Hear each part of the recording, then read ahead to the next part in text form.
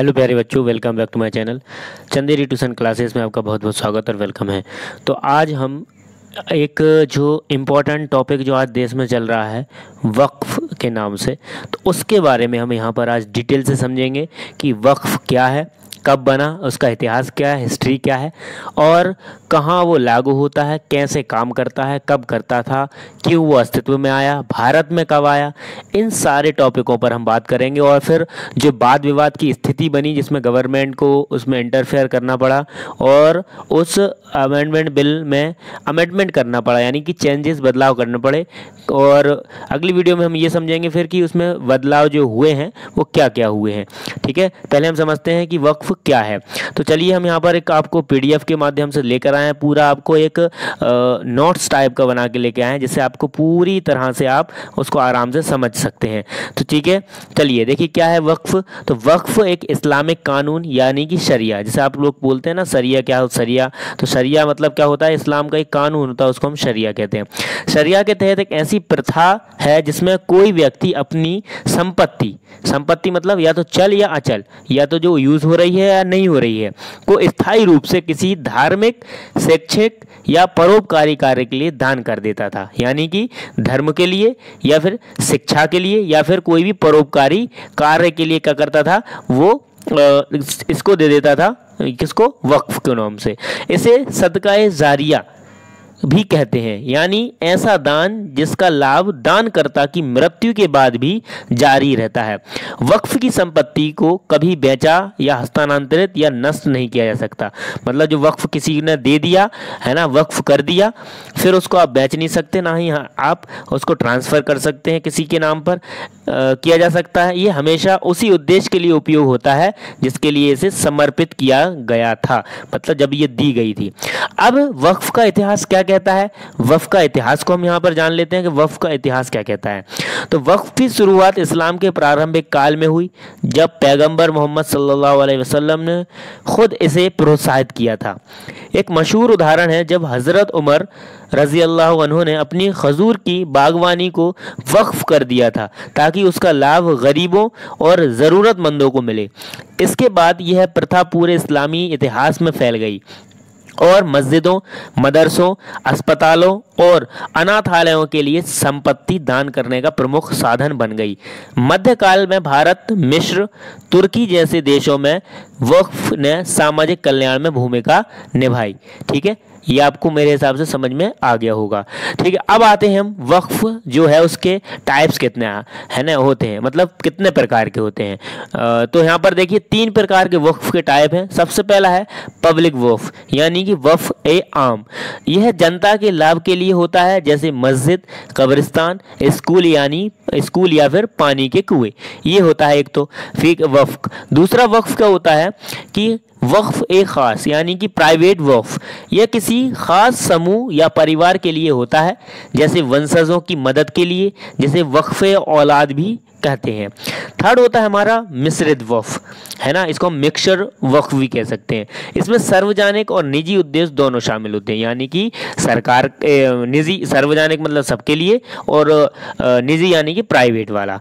अब आता है कि वक्फ कैसे बनाया जाता है वक्फ। तो वक्फ के बनाने के लिए एक कंडीशन है कि वक्फ बनाने के लिए 4 प्रमुख शर्तें हैं। क्या कंडीशन है, तो 4 कंडीशन है हमारे पास, 4 कंडीशन। पहली है वक्फ संपत्ति का मालिक बालिगन, समझदार और स्वतंत्र होना चाहिए। यानी कि जो वक्फ कर रहा है, ज़मीन है या जो भी चीज़ वक्फ कर रहा है, वो या तो बालिग होना चाहिए, वो समझदार होना चाहिए और वो स्वतंत्र होना चाहिए, उस पर किसी का दबाव नहीं हो। फिर उसके बाद आते हैं दूसरे पॉइंट हमारा, संपत्ति यह अस्थायी और ठोस होनी चाहिए। ये संपत्ति कैसी होनी चाहिए, स्थायी होनी चाहिए और ठोस होनी चाहिए, यानी कि जैसे ज़मीन, इमारत ना हो। ठीक है, क्या नहीं होना चाहिए, ना ज़मीन जैसे और इमारत, ना कि नाशवान जैसे भोजन। मतलब ज़मीन हो, इमारत हो तो चलेगा, ऐसी नहीं होना चाहिए कि जो मिट जाती है, जैसे कि खाना है नहीं खाओ तो ख़राब हो जाता है, ऐसी नहीं होना चाहिए, ऐसी चीज़ें वक्फ नहीं होंगी। उद्देश्य ये शरिया के अनुसार वैध और नेक होना चाहिए, जैसे कि मस्जिद और गरीबों की मदद के लिए होना चाहिए। चौथा पॉइंट क्या है इसका कि घोषणा, वक्फकर्ता को स्पष्ट रूप से संपत्ति को वक्फ करने की घोषणा करनी होती है, मौखिक या लिखित, या तो मुंह से कहे या फिर किससे कहे, आपसे लिखित कहे। तो कानून तौर पर इसे वक्फनामा के जरिए दर्ज किया जाता है, जो एक दस्तावेज होता है। अब आती है हमारी इंपॉर्टेंट बात कि भारत में वक्फ कब आया। तो वक्फ का इंट्रोडक्शन कब हुआ वक्फ का इंडिया में? तो भारत में वक्फ इतिहास मुस्लिम शासकों के समय से शुरू होता है। आज़ादी के बाद इसे व्यवस्थित करने के लिए वक्फ अधिनियम 1954 बनाया गया, जिसे बाद में 1995 और 2013 में संशोधित किया गया। भारत में वक्फ बोर्ड पर हर राज्य में होते हैं जो वक्फ संपत्तियों का प्रबंधन करते हैं। इनके पास मस्जिदें, दरगाहें, कब्रिस्तान और दूसरी संपत्तियां होती हैं। एक अनुमान के मुताबिक भारत में लगभग 8 लाख एकड़ से ज़्यादा ज़मीन वक्फ के पास है, जो इसे दुनिया में सबसे बड़ी वक्फ की संपत्तियों में से एक बनाती है। ठीक है, अब आती है वक्फ बोर्ड की शक्तियाँ। पावर क्या है वक्फ की जो शक्तियां हैं? पहला है वक्फ संपत्तियों के लिए सर्वेक्षण का रिकॉर्ड रखना, ये पावर है।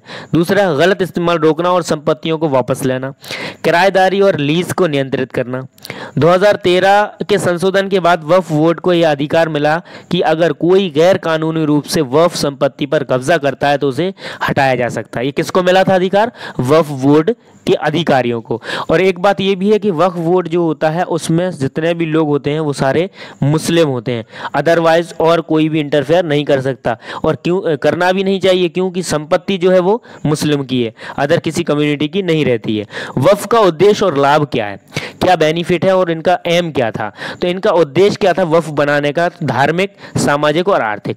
धार्मिक में क्या? मस्जिद, दरगाह और कुरान की तालीम के लिए संसाधन इकट्ठे करना, कि मस्जिद बन जाए, दरगाह बन जाए और कुरान की तालीम हो। इसके लिए उन जो भी लोग पैसे, ज़मीन या जो भी वक्फ करते थे उनका इस्तेमाल इधर हो।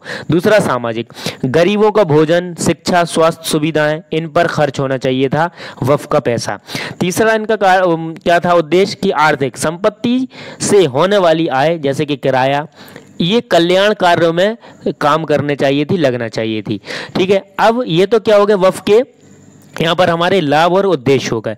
अब आता है कि वाद विवाद की स्थिति क्यों बनी, विवाद की चुनौतियां क्यों हुई, पैदा क्यों हुई? तो सबसे पहला आता है कब्जा। ठीक है, भारत में कई वक्फ संपत्तियां पर अवैध कब्जा हो गया, जिसके कारण कोर्ट केस चल रहे हैं।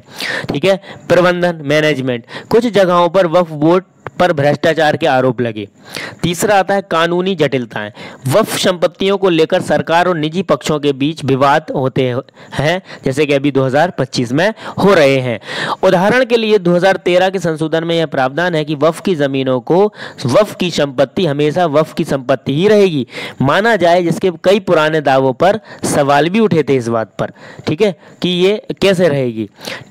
अब जो वक्फ 2025 में गवर्नमेंट ने संशोधन के लिए पेश किया है, उसमें गवर्नमेंट अपने आप को इंट्रोड्यूस करना चाह रही है और पूरी वक्फ की जितनी भी कमांड है वो अपने हाथ में लेकर अब क्या करती है वो वक्त बताएगा।